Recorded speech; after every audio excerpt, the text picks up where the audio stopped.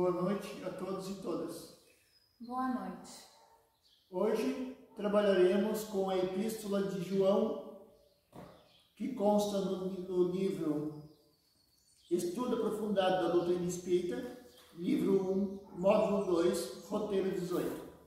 O texto base diz assim: as 3 epístolas de João apresentam a preocupação do apóstolo e evangelista relacionado a conflitos existentes nas comunidades cristãs de Éfeso e da Ásia Menor, em razão do comportamento de certos membros das igrejas de tentar conciliar as ideias cristãs a outras, provenientes do gnosticismo, de filosofias gregas e práticas de magia.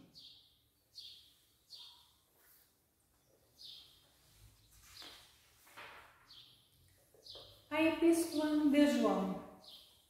Além do seu evangelho, João, filho de Zebedeu e irmão de Tiago Maior, escreveu 3 epístolas e o livro do Apocalipse.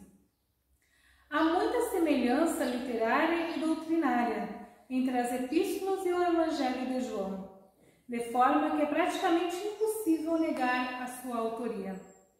É verdade que a 2ª e a 3ª epístolas deram lugar a certas dúvidas, cujo eco se encontra em Orígenes, Eusébio de Cesárea e Jerônimo.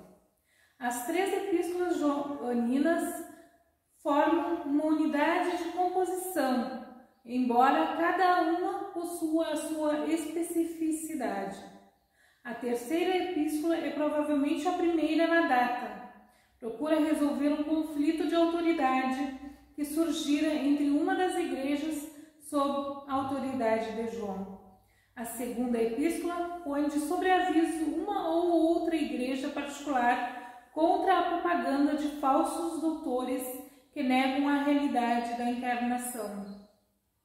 Quanto à primeira epístola, sem dúvida a mais importante, apresenta-se como uma carta encíclica destinada às comunidades cristãs da Ásia, ameaçadas pelos dilaceramentos das primeiras heresias. João nela condensou o essencial de sua experiência religiosa.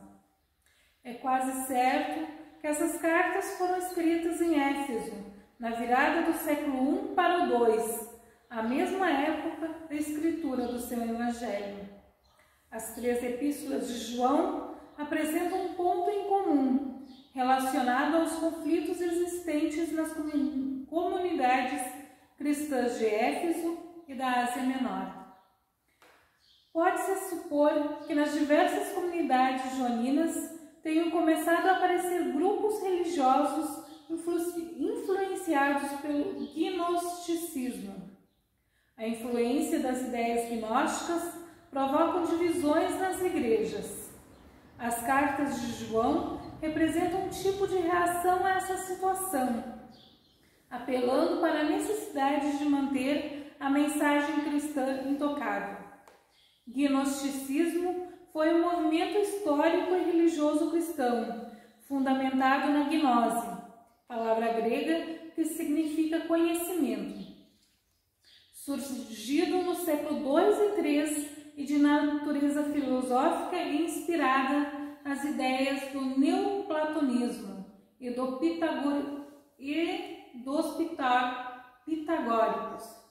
Originou-se provavelmente na Ásia Menor a partir de pensamentos existentes na Babilônia, Egito, Síria e Grécia.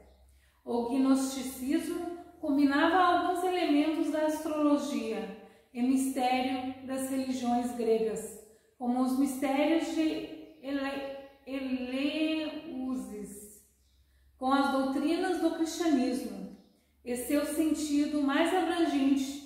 Gnosticismo significa a crença na salvação pelo conhecimento. O apóstolo João enfrentou sérias dificuldades para manter a mensagem cristã livre do intelectualismo gnóstico e de outras ideias, especialmente na cidade de Éfeso, geralmente reconhecida como a primeira e a mais notável metrópole da província romana da Ásia. Éfeso desempenhou um papel histórico no movimento do cristianismo desde a Palestina até Roma.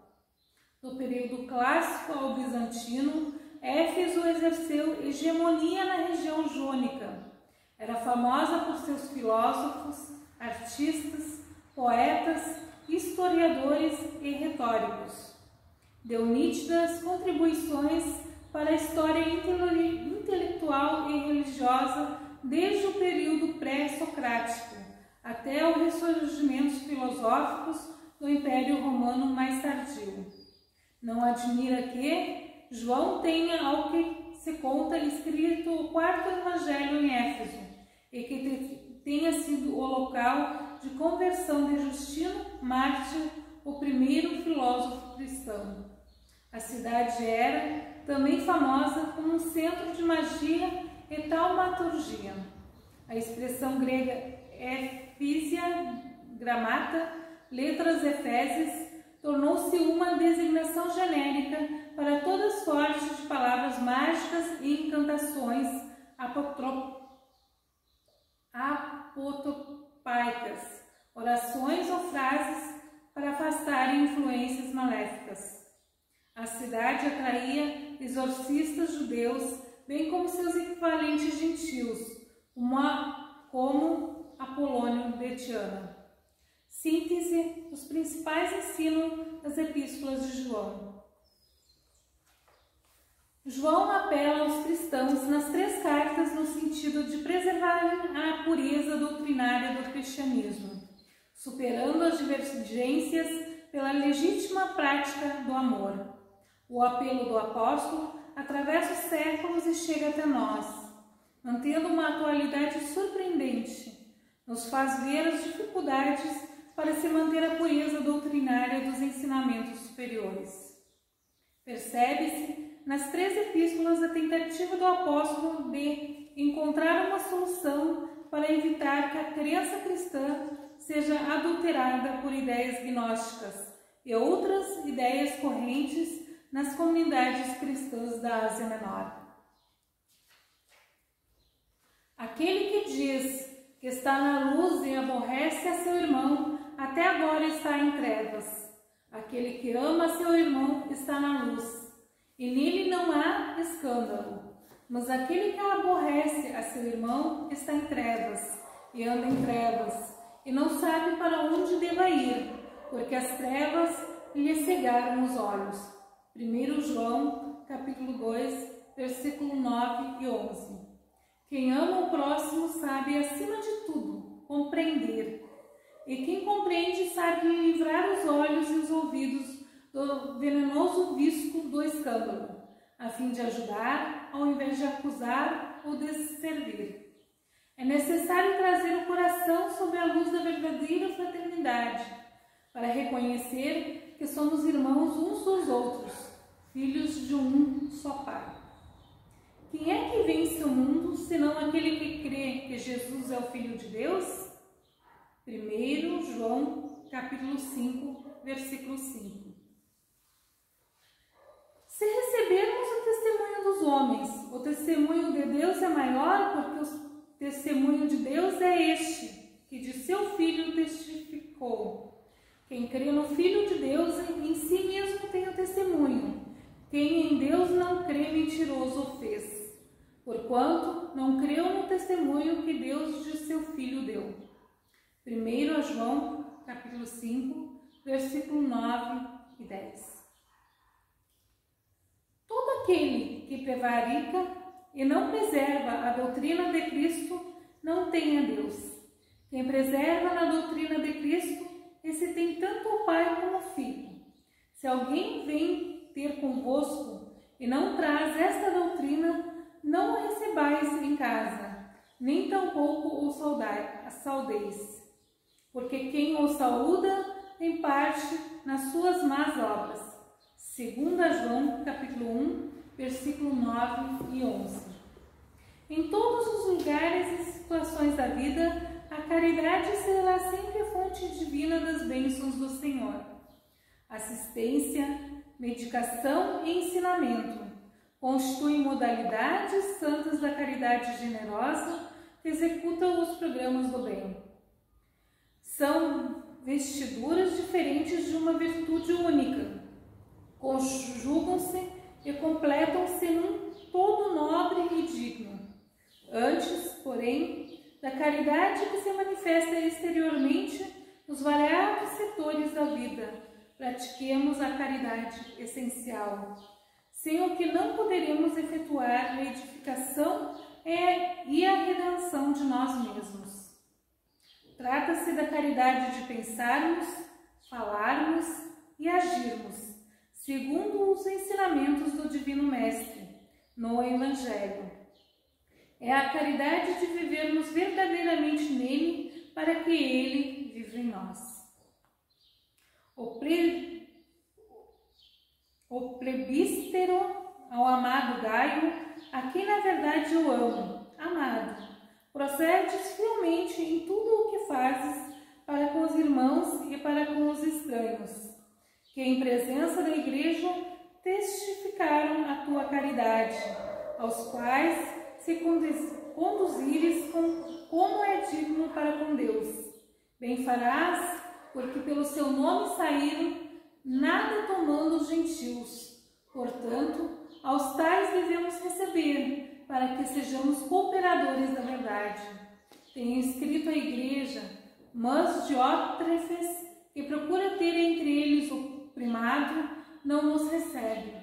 Pelo que, se eu for, trarei à memória as obras que ele faz, proferindo contra nós palavras maliciosas. E, não contente com isto, não recebe os irmãos, impede os que querem recebê-los, e os lança fora da Igreja. Amado, não sigas o mal, mas o bem. Quem faz o bem é de Deus, mas quem faz o mal tem visto a Deus. Terceira Epístola de João, capítulo 1, versículo 1, 9 e 11. A sociedade humana não deveria operar a divisão de si própria, como um campo em que se separam bons e maus, mas sim viver qual grande família em que se integram os espíritos que começam a compreender o Pai e os que ainda não conseguiram pressenti-lo. Claro que as palavras maldade e perversidade ainda comparecerão por vastíssimos anos no dicionário terrestre, definindo certas atitudes mentais inferiores. Todavia é forçoso convir que a questão do mal vai obtendo novas interpretações na inteligência humana. Muita gente acredita que o homem caído é alguém que deve ser aniquilado. Jesus, no entanto, não adotou essa diretriz, dirigindo-se amorosamente ao pecador. Sabia-se, antes de tudo, defrontando por enfermo e infeliz a quem não se poderia subtrair as características de eternidade. Lute-se contra o crime, mas ampare-se a criatura que se lhe enredou as malhas tenebrosas. O Mestre indicou o combate constante contra o mal, contudo, aguarda a fraternidade legítima entre os homens por marco sublime do reino celeste.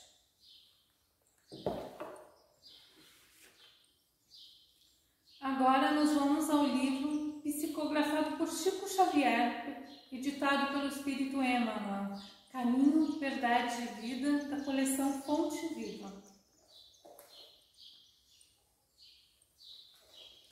Ao item 86, Jesus e os amigos. Ninguém tem maior amor do que este, de dar alguém a vida pelos seus amigos. Jesus, João, capítulo 15, versículo 13. Na localização histórica do Cristo, impressiona-nos a realidade de sua imensa afeição pela humanidade, pelos homens. Fez tudo o que era possível em renúncia e dedicação. Seus atos foram celebrados em assembleias de confraternização e de amor. A primeira manifestação do seu apostolado verificou-se na festa jubiliosa de um lar. Fez companhia aos publicanos, sentiu sede da perfeita compreensão de seus discípulos. Era amigo fiel dos necessitados que se socorriam de suas virtudes imortais. Pelas lições evangélicas, nota-se o esforço para ser entendido em sua infinita capacidade de amar. A última ceia representa uma passagem completa de afetividade integral. Lava os pés aos discípulos, ora pela felicidade de cada um. Segundo comentário sobre o primeiro parágrafo. Segundo o que Emmanuel comenta a respeito da Epístola de João, das Epístolas de João, esse mesmo fala que devemos cuidar a quem seguimos, pois nem todo espírito vem de Deus, ou carrega consigo os ensinamentos propalados no Evangelho de Jesus. No entanto, nós temos de Jesus um eterno amigo, que nos indica o caminho da salvação.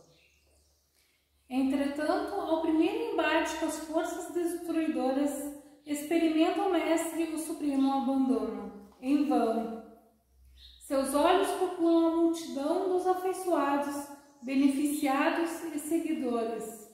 Os leprosos e cegos, curados por suas mãos, haviam desaparecido. Comentário, segundo parágrafo. O que João considerava verdade? Considerava verdade tudo aquilo que corroborasse ou confirmasse os ensinos de Jesus. Embora o autor não fale sobre mediunidade abertamente, ele era intuído espiritualmente. No entanto,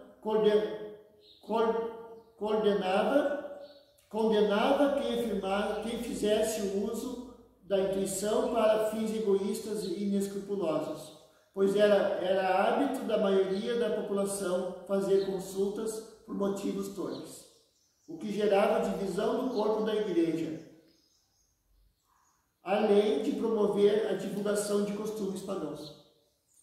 Judas entregou-o com um beijo. Simão, que lhe causara a convivência doméstica, negou-o 3 vezes. João e Tiago dormiram no horto. Os demais preferiram estacionar em acordos apressados com as acusações injustas. Mesmo depois da ressurreição, Tomé exigiu-lhe sinais. Quando estiveres na porta estreita, dilatando as conquistas da vida eterna, irás também só. Não aguardes teus amigos. Não te compreenderiam, no entanto.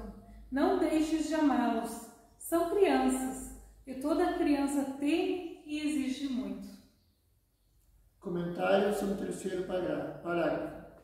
Independente da pessoa a quem passamos algumas informações, devemos estar atentos ao que transmitimos, ou seja, se é verdadeiro.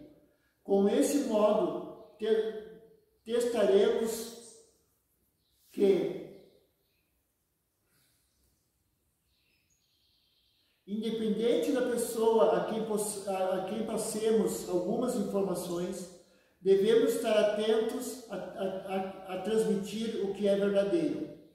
Com esse modo, testaremos que compartilhamos da presença de Deus e de Jesus e da sua obra.